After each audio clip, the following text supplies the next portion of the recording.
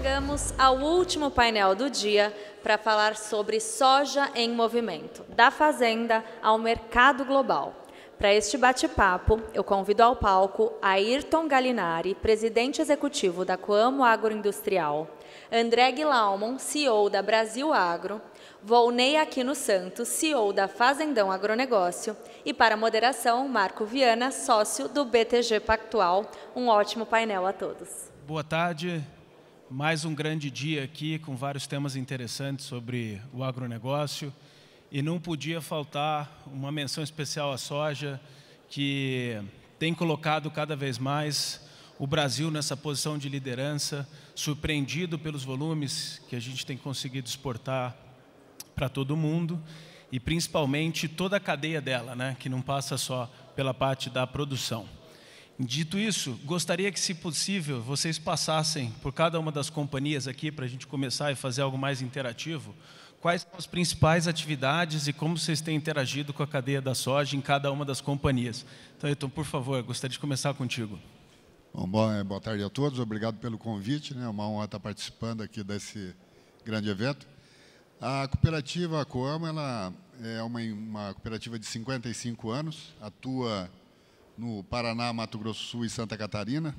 São 32.500 cooperados, dos quais 70% pequenos agricultores. Nossos principais produtos são soja, milho e trigo, isso perfazem 10 milhões de toneladas por ano, mais ou menos. Disso aí, entre 5,5 e 6 milhões de toneladas é soja, entre 3,5 e 4 milhões é milho, e entre 400 a 500 mil toneladas de trigo. Nós temos uma industrialização bastante importante da soja. São 3 indústrias de soja, uma em Paranaguá, uma em Campo Mourão, no Paraná, em Paranaguá, no Paraná, e em Dourados. Essas 3 indústrias processam 9 mil toneladas de soja por dia. Então, quase que um pouco mais de 50% da soja industrializada, o restante a gente exporta. Temos um terminal portuário em Paranaguá, na verdade 2 terminais portuários, um terminal privado e um que é arrendado do governo federal. E nossos principais produtos, né, nós atuamos tanto com farelo de soja, que é o principal derivado, e óleo de soja. Então, o óleo de soja nós transformamos em 2 indústrias, nós fazemos óleo refinado, e em uma delas fazemos gorduras vegetais e margarinas, e em outra nós temos o óleo bruto, e nessa nós estamos já com o projeto em andamento para a produção de biodiesel, que é a indústria de Paranaguá. Os principais mercados nossos de farelo é a Europa, e de grãos é a China, é o comum. E milho também é um produto importante, né, que a gente hoje estamos com industrialização, com uma fábrica de ração, consome pouco ainda do milho, mas estamos implantando já, para operar no próximo ano, uma indústria de etanol de milho, que deve consumir, nessa primeira fase, 650 mil toneladas por ano. Em linhas gerais, esse é o nosso papel na cadeia da soja. Obrigado. André. Bom, em seu nome, em nome de todo o BTG, agradecer o convite. É um prazer. Vou gastar 1 minuto para a gente gastar tempo na discussão. Bom, a Brasil Agro é um bichinho diferente, eu falo sempre. É uma empresa que nasceu... Normalmente, como que acontece o crescimento das empresas no mercado de capitais? São empresas que já existem, vão crescendo e depois abre o capital e vai ao mercado. Nós começamos no dia 0, sem nenhum ativo, nenhuma caneta de patrimônio, e abrimos o capital da companhia lá em 2006. De lá para cá, acho que eu gosto de resumir isso, a companhia que combina estratégia imobiliária com operacional. A companhia adquiriu mais de 300 mil hectares, já comercializou mais de 130 mil hectares. Nos últimos anos, a gente comercializou aí aproximadamente quase 2 bilhões de reais em fazendas. E a companhia vem crescendo, né? De lá para cá, a companhia que nasceu lá em 2006, jovem, não é tão antiga como a Coamo e outras empresas, ela vem crescendo aproximadamente. Nessa última safra, a gente está plantando aí quase 200 mil hectares, aproximadamente, em diversas culturas, né? Nós temos aí uma atuação principalmente na soja, temos também cana-de-açúcar, algodão, pecuária, milho, uma companhia bastante diversificada E o que a gente faz de diferente, né, eu sempre falo, é uma companhia que combina estratégias operacionais com estratégias imobiliárias. Esse acho que é um pouco do sucesso da companhia. Uma companhia listada aqui e listada em Nova York. Obrigado. Bom, Ney. Boa tarde a todos. Eu queria, Marcão, agradecer aí o convite, né? Agradecer o Neri e a todo o pessoal do BTG pelo convite. Para mim é uma honra, um privilégio estar aqui, ainda mais do lado seu e do lado desses professores aqui, né? Então, eu sou o Volney da Fazendão, sou um filho amado de Deus, esposo da Ariane, que está aqui nos vendo, pai de 3 filhos, o Auro Volney, a Mona Lisa e o Zé Volney. E o Fazendão, sou o fundador do Fazendão. Esse ano nós tivemos o privilégio de fazer 21 anos. E o que é a Fazendão? A Fazendão é uma esmagadora de soja, originamos soja no Mato Piba, certo? Atuamos mais fortemente no estado do Tocantins, onde nós temos 2 plantas esmagadoras. E esse ano vamos, entre originação, quase 2 milhões de toneladas entre soja e milho, vamos esmagar mais de 1 milhão de toneladas de soja, com foco, né, no Arco Norte. E estamos terminando agora também uma planta de etanol de milho que vai fazer 350 mil metros cúbicos de etanol de milho por dia, certo? Vamos inaugurar agora até o final do ano. E estamos aí vendo as oportunidades para o Arco Norte aí. Obrigado. Acho que temos bastante massa crítica aqui, já estamos aquecidos para começar o debate e as perguntas mais complexas. Acho que todo mundo aqui está curioso para saber quais têm sido as reações de vocês frente a toda essa volatilidade trazida por parte geopolítica, mudança de preço, questão regulatória e, principalmente, como é que o Brasil tem se posicionado nessa guerra comercial. Aí, André, eu gostaria de começar contigo, já que nós estamos olhando a próxima safra, como é que todo esse cenário tem afetado a rentabilidade esperada, como é que você está vendo o mix de plantio, quais são os impactos aí para a safra 25-26? Bom, eu sempre brinco e falo que eu tive um professor em Piracicaba que ele falava assim, a agricultura é uma coisa muito simples de fazer. São 56 fatores que você tem que controlar, dos quais 27 a gente não tem gestão nenhuma sobre ele. Então, aí e nesses 56 não tem nenhum dos fatores que foram falados aqui ao longo do dia e da manhã, né? Não tem questão geopolítica, não tem questão financeira, não tem questão de taxa de juros. Mas eu acho que fazer um breve resumo do que foi a safra e o que está vindo pela próxima. Vocês imaginam lá atrás, quando a gente estava discutindo orçamento com o Conselho, e nós colocamos lá $1 de 5,30 e o dólar era 4,80. A expectativa nossa, não vamos chegar nesse câmbio, não vamos atingir esse câmbio. No meio do caminho, eu sempre falo que a agricultura ela tolera muito bem a volatilidade entre ciclos. O grande desafio da agricultura é a volatilidade dentro do ciclo, tá? Porque aí você pode errar o time.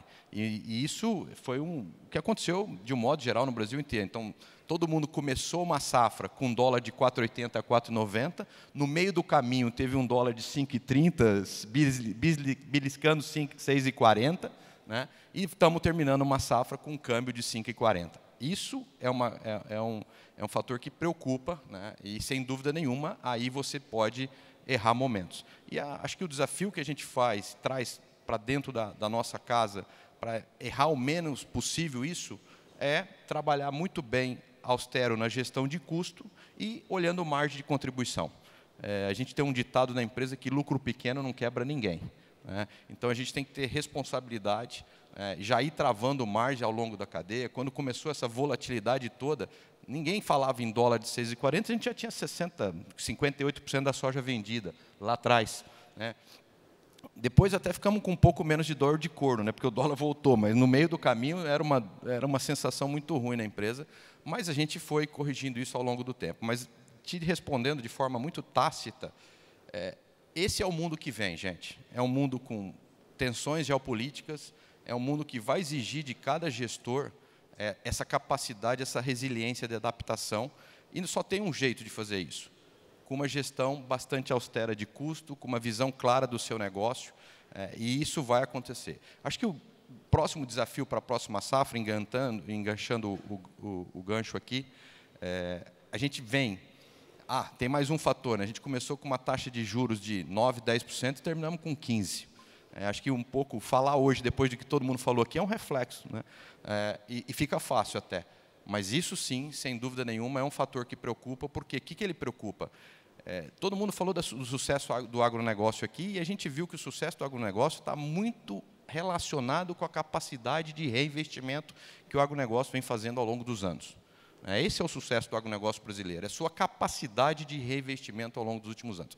O que nos preocupa é quando você tem momentos de taxa de juro alto, que você começa a olhar que qualquer reinvestimento agora tem que ser muito bem ponderado dentro das nossas companhias. Mas voltando diretamente à cadeia da soja e o que a gente está vendo para o próximo ano, a gente vai voltar a ter aí o que a gente chama, eu sempre brinco, e a gente estava falando um pouco antes, né, Ayrton, a margem, o custo histórico. O custo histórico da soja ele está sempre orbitando entre seus 28 e 35 sacas de soja por hectare. Ele está orbitando. E isso é uma atividade que remunera entre 25% e 30% de margem EBITDA. Essa é a soja brasileira. O que a gente está vendo esse ano? A gente está vendo esse ano um achatamento dos preços, e aí você está com uma margem EBITDA na casa dos seus 22%. Essa é a nossa visão para o próximo ano. O desafio aí é, mais uma vez, eu acho que no ciclo passado, nós tivemos um custo de formação com dólar barato e a venda do produto com dólar caro. E nem todo produtor trava 100% da produção. Então, ele acaba sendo beneficiado. O desafio agora, e depois escutando os painéis aqui, tomara que seja assim, é a gente entrar num próximo ano com um dólar de 5,40 e terminar a safra, e todo mundo que é brasileiro vai torcer para isso acontecer, e terminar a safra com dólar de 4,80. Isso vai chacoalhar bastante o setor. Então, acho que essa é a preocupação que a gente tem, essa é a preocupação onde a gente já está se posicionando e tomando, aí, montando algumas estruturas para proteger, eventualmente, um ciclo ao contrário, um viés de baixa da taxa de câmbio. E, lembrando sempre, o câmbio desvalorizado ele sempre favoreceu o agronegócio. Mas nós, como bons patriotas, queremos um câmbio apreciado, um câmbio dentro da naturalidade, dentro da normalidade. Ayrton, essa linha, se você puder comentar, como é que você tem os produtores dentro da cooperativa? Quais alternativas os produtores têm para contar com vocês ali, tanto na parte de armazenagem, comercialização, mercado interno e exportação? Bom, a cooperativa, ela como empresa, ela não planta nada. Ela suporta os 32.500 produtores. Então, ela tem uma responsabilidade muito grande, como foi dito, que o André falou, dentro do ciclo ter volatilidades. Isso a gente tem experimentado com uma certa frequência. Então, a responsabilidade é grande, porque o produtor cooperado ele confia muito nos momentos que a cooperativa faz as ações para ele, seja nos momentos em que ela oferece seus planos de aquisição de insumos. Por exemplo, nós fizemos o plano de fornecimento de insumos para o plantio que vai acontecer em setembro e outubro, nós fizemos em abril e maio. Então, o produtor, em abril e maio, adquiriu tudo o que ele precisa, fertilizantes, defensivos, sementes, tudo nesse período. E ele confia porque ele adquire nesse momento. Nesse momento também a gente oferece os melhores contratos, as melhores condições de contrato futuro. Nem todos fazem trava, aliás, poucos fazem trava, deveriam fazer um pouco mais. Nos últimos anos, todo mundo que fez trava na relação de troca para mercado futuro acabou tendo vantagens. Por exemplo, nós oferecemos, na época da oferta de insumos, contratos que a produtor, números reais, aí era R$ 130 por saca para abril do próximo ano. Hoje, a previsão para abril do próximo ano é abaixo de 120.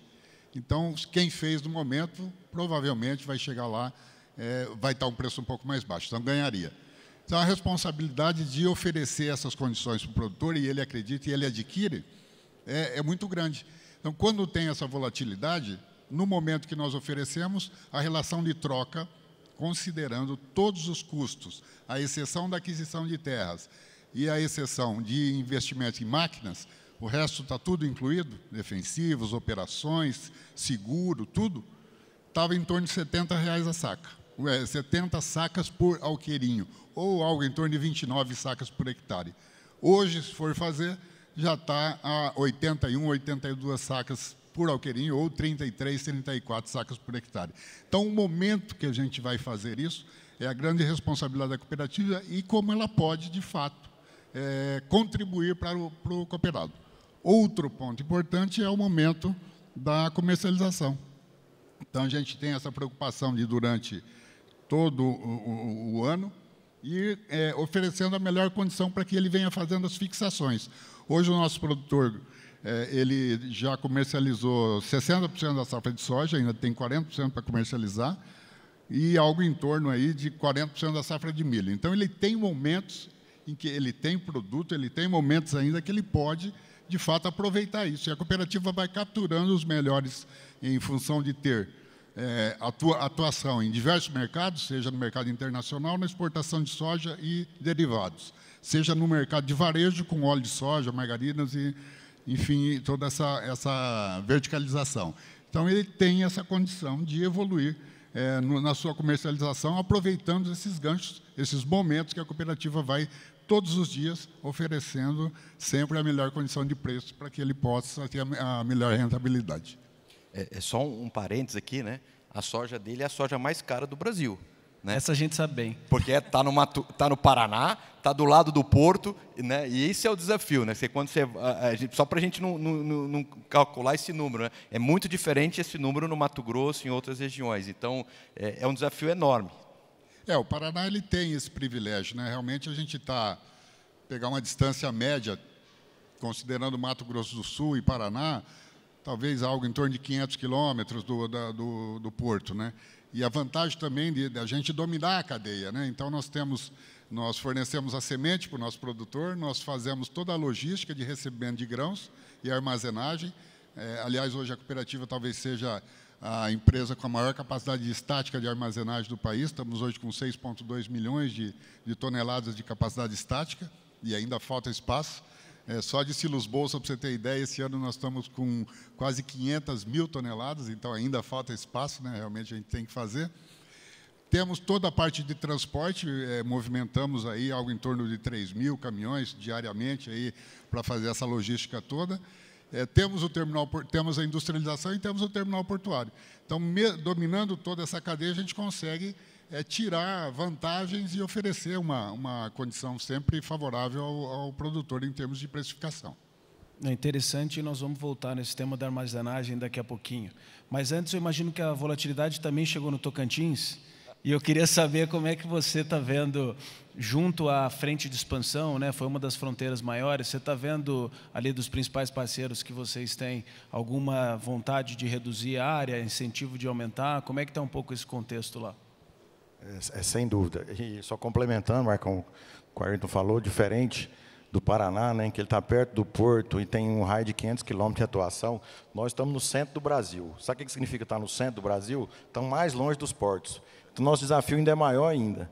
Então, temos um desafio para levar esse produto para o porto e aí passa por toda uma infraestrutura. E o que nós temos feito para a questão da volatilidade? Ao longo do tempo, o fazendão se propôs a investir em industrialização, para agregar valor no produto, então agregar para o produtor.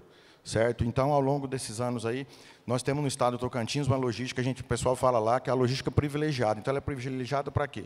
Para levar o grão embora. E aí, o grão, a gente sabe que a remuneração da indústria, principalmente no segundo semestre, ela pode possibilitar um preço melhor para o produtor e com isso vai diminuir a volatilidade para a parte do produtor. Mas é como você falou e o André falou aqui, realmente, nesses momentos aí de volatilidade alta, de incertezas, né, de geopolítica, no mais agora na industrialização, que a Argentina puseram um presidente bom lá, né? Está consertando a casa, a Argentina voltando forte, aí vendendo farelo, a Argentina é o maior exportador de farelo, então a Argentina voltando forte, os preços do farelo aí têm se movimentado muito para baixo, e essa volatilidade aí no crush também é voltar para dentro de casa com operações estruturadas de hedge, operações estruturadas, né, de crédito e também olhando para a eficiência operacional. Então, você tem que olhar para dentro de casa com muito carinho para não se perder nisso aí, certo? Excelente. E aí, retomando o tema da armazenagem, para resolver parte do gargalo logístico, porque esse é um tema que sempre volta com bastante força, nos picos principalmente da safra, eu queria entender de vocês quais têm sido as estratégias, porque é razoável armazenar numa determinada taxa de juros. A 15%, como é que fica essa conta? Bom, a gente faz essa conta lá o tempo inteiro, né? E, sem dúvida nenhuma, com essa taxa de juro, é impraticável a armazenagem. Né? A gente não tem número mágico, mas um número de equilíbrio que a gente entende isso aí taxas de juros aí na casa dos seus 10%. Taxa de juros de 15%, sem dúvida nenhuma, vai ser um pushback importante. A gente tem um país hoje com 320 milhões de toneladas. A sorte nossa é que nós temos safra e safrinha. E aí você não solapa tanto a armazenagem, porque, do contrário, a gente teria um problema importante. Mas, cada vez mais, a gente começa a ter esse gargalo de armazenagem, que a gente vê milho se reposicionando, né, a nível brasileiro. Né, o milho, que é um produto que andava, hoje está andando menos, em função das plantas de etanol e tudo isso, e isso vai demandar capacidade de armazenagem dentro dos locais de produção. Sem dúvida nenhuma, taxa de juros vai ser um pushback importante. A gente faz conta todo o tempo nesses períodos. Agora, a gente precisa buscar soluções. O Ayrton comentou um pouco de silo bag, tem se utilizado muito isso, né? Mas eu acredito que, um pouquinho do que falaram hoje, a gente está criando condições estruturais para que o Brasil possa voltar a ter taxas de juros mais baixas, nominais, e isso possibilite o crescimento da armazenagem. Com taxa de juros de 15%, é melhor chamar trade, é melhor chamar o fazendão, é melhor chamar Coamo e pagar os 7, 8 dólares que eles pedem para a gente lá. Né? Mas, quando taxa de juros volta para o patamar dos 10, aí a gente fica valente com eles e a gente vai segurar a soja para vender no segundo semestre. O Ayrton, mas nessa linha, falta armazém lá para vocês? O produtor tem um hábito de gostar de manter a soja e o milho estocado por um tempo, né? O produtor, momentos em que ele está mais capitalizado, né, que ele não tem pressa de vender, a moeda dele é sacos de soja. Então, ele comercializa, ele compra terra, não compra em reais, né, ele compra em sacas de soja. Então, tudo é precificado em soja e ele gosta de manter a soja armazenada. Quando ele pode, ele faz isso, né?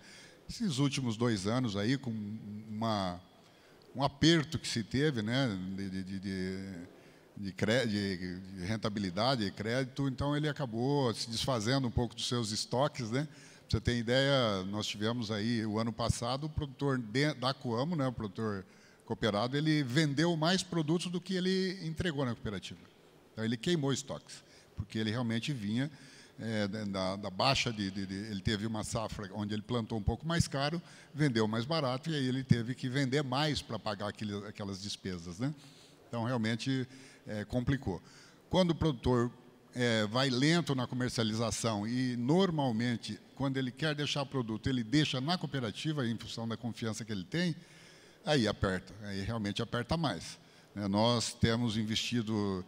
o nosso plano de investimento até o final do próximo ano é chegar a 7 milhões de capacidade estática, né? Estamos acelerando nesse plano. Estamos também acelerando a industrialização, isso ajuda a consumir. Claro, você consegue fazer hedge quando você tem farelo, enfim, você consegue fazer algumas operações, você consegue consumir o produto, às vezes até sem a fixação, porque você tem uma garantia com o mercado futuro. Então, isso tudo ajuda a questão logística. Mas eu acho que o Brasil tem bastante deficiência ainda na questão logística, vai ter que investir, vai ter que continuar investindo. Essas medidas são paliativas, né? Você fazer um silo bolsa, você tem condições que você pode fazer ou não, né?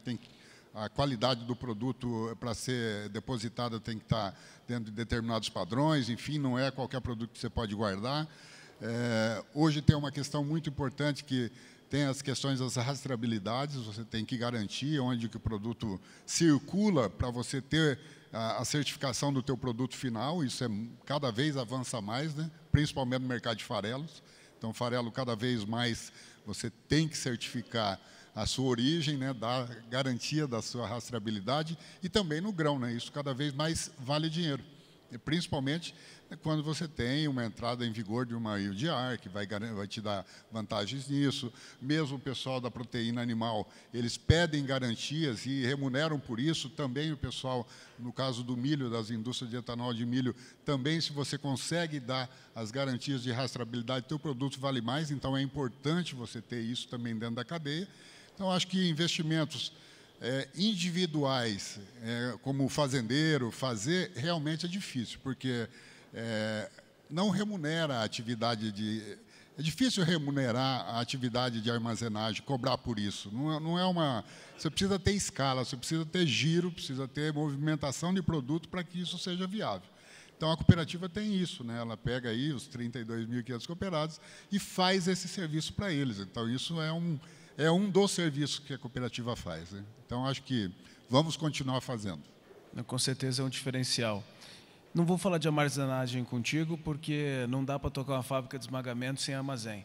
Mas na parte da logística, já que você citou que você está no meio do Brasil e você tem a opção de sair tanto para cima quanto para baixo, como é que você tem visto essa expansão e novas alternativas aí que o Fazendão tem explorado?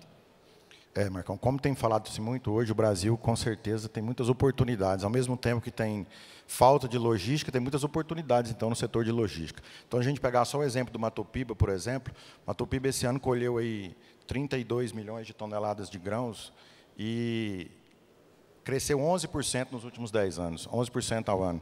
Então, se você colocar um crescimento só de 5% para frente, nós vamos ter mais de 50 milhões nos próximos 10 anos. Colocar 11%, que é o que está previsto, vamos ter mais de 90 milhões de toneladas nos próximos 10 anos. Então, o desafio da logística, realmente, a logística não conseguiu acompanhar, né, o crescimento, a produção, a competência dos nossos produtores, aí, a competência de todo o setor agro, aí, a logística não conseguiu acompanhar. Mas no Tocantins nós temos alguns privilégios, certo? O Fazendão vem investindo nisso. No nosso caso específico, nós temos uma fábrica em Porto Nacional, estamos fazendo uma conexão com a VLI, certo, em Porto Nacional, para subir para Itaqui. Inclusive, a VLI anunciou aí recentemente, agora, mais de 9 bilhões de investimento numa nova pera lá em Itaqui. Isso aí, a VLI, hoje, ela transporta 11 milhões de toneladas para o Arco Norte. Ela vai possibilitar, aí, com esse investimento, transportar o dobro, então, 22 milhões de toneladas. Então, a VLI é um parceiro grande da logística no Mato Piba, lá, que realmente tem ajudado muito nisso.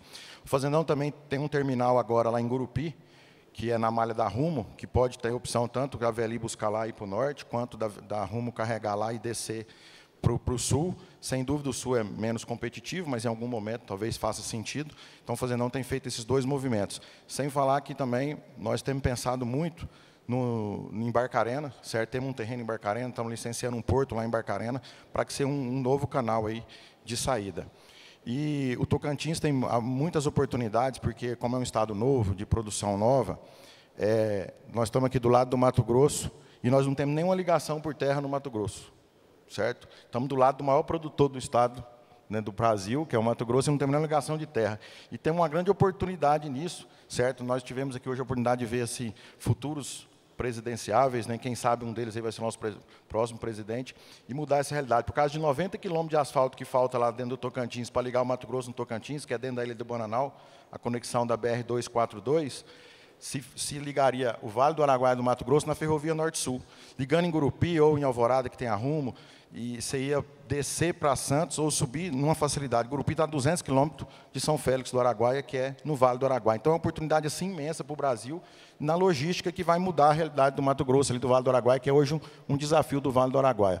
Nós temos unidades no Vale do Araguaia, e complementando o que a gente tem feito na logística lá, muito se fala do Pedral de Lourenço, lá perto de Marabá. E agora estavam se fazendo já a derrocada aí, parece que, mas saiu o licenciamento ambiental para se fazer. Marabá está do Vale do Araguaia ali, 500 quilômetros, certo? Então, você vai de caminhão até Marabá, depois você vai de barcaça até Barcarena. Então, é uma outra oportunidade ali para a região do Vale do Araguaia. Sai pelo Tocantins na malha ferroviária ou sai até Marabá e vai embora. Então, eu acho que são muitas oportunidades que o Brasil tem ainda para ajudar nessa logística, com o crescimento da produção, na velocidade com que se cresce e tudo. Claro que, como o André falou, em alguns momentos não está tão competitivo crescer, mas os nossos negócios são eternos, né? E as baixas são cíclicas, né? Não existe subida sem descida, nem descida sem subida. E a hora que a coisa inverter de novo, o produtor, com a competência que ele tem, sem dúvida, ele vai investir, vai continuar crescendo, e a logística vai acompanhar isso aí. E o Fazendão tem se posicionado, então, na ferrovia e para ter um porto em Barcarena no futuro com isso. Viu, Marcos? Só queria complementar um ponto que é fundamental. Essa análise de capacidade de armazenagem e logística, a gente não pode fazer uma conta simples da expansão agrícola. Tem um fator muito importante nessa história toda, que é a maturação de solos. Todo mundo aqui sabe, quando você abre uma área, você planta soja 1, 2, 3, 4, 5 anos. Depois você começa a plantar milho, né, ou fazer rotação com milho. Então, você sai de uma cultura que você tem aí 3.000, 4.000 quilos de produção por hectare e vai para uma cultura que você tem 8, 10 mil quilos. Você bagunça toda a estrutura logística e toda a estrutura de armazenagem. Tem um segundo fator, que não dá para fazer essa conta proporcional só, né, que você começa a ter a segunda safra. Né? Então, ninguém faz segunda safra em área nova. Todo mundo faz segunda safra em área velha. E o que a gente viveu no agro nos últimos anos? A gente viveu uma grande expansão. Então, vai vir um carry muito importante aí para frente de maturação de solo, que permite a segunda safra. Vai vir um carry muito importante, né, de fertilidade, que permite uma segunda safra com maior produtividade. Então, esse tema de logística e armazenagem, na nossa leitura, ele tende a se agravar, mesmo tendo pouca expansão. Né? Hoje, os preços de commodities eles têm sido um detrator da expansão agrícola. A gente tem fatores exógenos fazendo expansão agrícola, mas por outras razões, ambientais e qualquer outra coisa, que a gente podia ficar aqui a tarde inteira falando. Mas só esse carry de maturação de solo, a gente vai pôr uma pressão importante em logística nos próximos anos. O próprio ganho de produtividade, né? A gente for ver o que se produziu, quanto se cresceu de produtividade na safrinha nos últimos anos, esse ano foi um caso à parte espetacular, né? As produtividades da segunda safra, tanto que é a safra recorde do Brasil, né?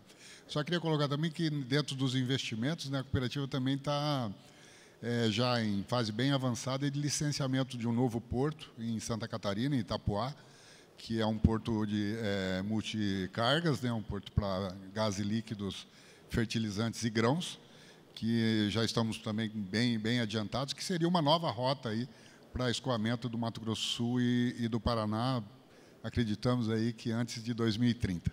Marcão, só para complementar, você pegar o ano passado, 2024, dos 98 milhões de toneladas de soja que o Brasil exportou, 34,5% saiu pelo Arco Norte.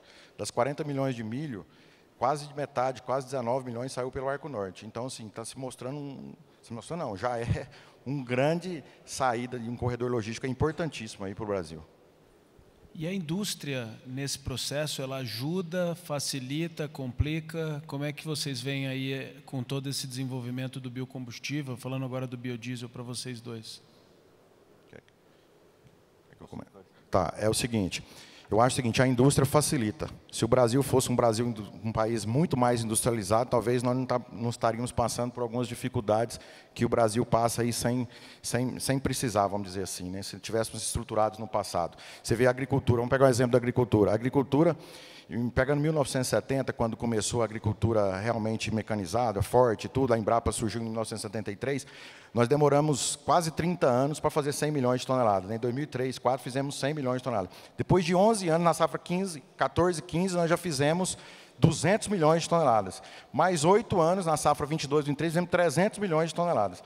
Então, a indústria, sem dúvida nenhuma, ela tem que crescer para poder suportar isso aí e esse grão não ir todo embora. Aí vamos pegar o papel da indústria. Nós, lá no Tocantins, tem várias trades que atuam lá, com certeza precisamos das trades, sim, mas nós temos lá quase 800 funcionários, certo? Pagamos muito imposto, geramos um monte de renda para o Estado, certo? Então, estamos agregando valor na cadeia. E a agregação de valor, sem dúvida nenhuma, ela distribui renda. Então, leva renda para o interior do Brasil, leva renda para onde se precisa crescer o Brasil, né? Então, com relação ao biodiesel, assim, esse mandato do Brasil e agora essa lei do combustível do futuro aí, que realmente regulamentou, estamos agora no B15, B16, vamos chegar até o B20 aí, realmente dá uma visibilidade, né, para a indústria poder investir. Esperamos que tenha realmente essa segurança, né, agora todo mundo sabe do histórico aí, fala que vai, não vai e tal, mas esperamos que realmente tenha assim, essa previsibilidade para o setor produtivo investir e ter segurança que aquilo ali vai acontecer. E aí, isso aí, você vê a Argentina voltando para o mercado, o farelo, que, sem dúvida nenhuma, fica mais prejudicado ainda. Então, a indústria quer industrializar para produzir óleo para o biodiesel, e o farelo já é um produto que vai aumentar muito a produção no Brasil. Ainda vem a Argentina, ainda, que já é o maior exportador de farelo, ainda voltando forte para o mercado. Mas ainda você vai ter margens aí apertadas no crush, mas também farelo mais barato. E farelo mais barato, o que significa? Nós acabamos de sair aqui do painel do pessoal do frango. Então, vai facilitar muito a cadeia do frango, que é onde gera muito emprego, e é o que o governador Ratinho falou aqui hoje cedo, que nós precisamos de ser o supermercado do mundo, né? Como é que faz para envelopar o milho para vender caro? É dentro do frango, dentro do porco, né? Dentro do boi. Então, assim, o farelo caindo de preço, sem dúvida nenhuma, é uma oportunidade grande para as indústrias de frango, e principalmente no Tocantins, que já que tem já que tem uma logística privilegiada, temos muito farelo, mais de 1 milhão de toneladas de farelo no estado, temos milho no estado, e temos a Brado agora operando no Tocantins, ela vai de Açailândia, no Maranhão, e desce até, acho que é Paulínia, e estão com um container refrigerado. Você imagina, uma Seara que estava aqui sentado, a BRF, o Marcos Molina estava ali almoçando, botar lá no Tocantins uma oportunidade para desenvolver a região, desenvolver o Brasil, sem dúvida. Então, assim, o biodiesel, ele não vai atrapalhar, pelo contrário, vai sobrar mais produto para poder se fazer proteína animal e gerar mais emprego e renda no Brasil. Ayrton. Olha, tem momentos, né? Então, agora é um momento que tanto os Estados Unidos e o Brasil estão aumentando, as fábricas estão aparecendo com o intuito de ter óleo para o biodiesel. Eu acho que é basicamente isso, né? A gente vê a Potencial no Paraná fazendo uma fábrica, a Cocamar anunciou uma fábrica também, pensando no biodiesel, Cooper Tradição no Paraná também em fábricas, enfim, outras fábricas surgindo. Nos Estados Unidos houve um crescimento grande de esmagamento nos últimos anos, pensando também em biodiesel. Isso deu uma sobreoferta de farelo. É transitório, é temporário. A gente viu aqui que há uma expectativa de crescimento do consumo de frango bastante grande. Espero que isso seja realmente acelerado, porque realmente tem hoje uma demanda grande. A Argentina, ela teve o estímulo da queda das retenções, né? O farelo caiu aí de 31 para 24,5 o mês passado, né? A soja também caiu, enfim, o milho também caiu, mas isso jogou eles para o mercado bem mais competitivo. Isso deu uma reduzida importante no crushing, né? na margem de esmagamento, né? Isso pega num primeiro momento. No primeiro momento tem uma certa dificuldade, a gente tem que colocar, é claro, o farelo acaba ficando mais barato, tem um limite onde esse farelo pode ser colocado na ração, então você vai até um certo limite e aí você começa a ter uma sobreoferta que derruba mesmo o preço, porque começa a substituir outros produtos mais baratos que eram utilizados. Então, realmente, tem uma preocupação com esse momento de sobreoferta, mas a gente tem certeza que o caminho é esse, é a industrialização, é agregar valor, né? Nós achamos que nós tivemos um período onde a China foi o grande demandador e o grande motor da expansão da soja. Eu acho que agora o biocombustível é que vai trazer essa possibilidade, né? Claro que vai gerar subprodutos que vão ter que ser acomodados no mercado, mas a industrialização, com certeza, é o caminho que mais remunera, e a gente não pode ser puramente exportador de grão. André, eu queria ouvir do lado do produtor se isso aí é verdade, refletiu em preço, como é que ficou a dinâmica?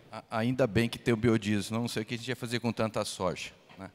Bom, nos últimos anos, só para todo mundo, acho que muita gente sabe, que os Estados Unidos já, da produção de 120 milhões de toneladas, ainda bem que 50 milhões foram para biodiesel.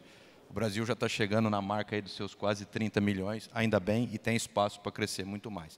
Mas eu acho que é importante aqui, e a gente como stakeholders e todos nós aqui das cadeias produtivas, é ter a habilidade de ler movimentos estruturais de movimentos conjunturais.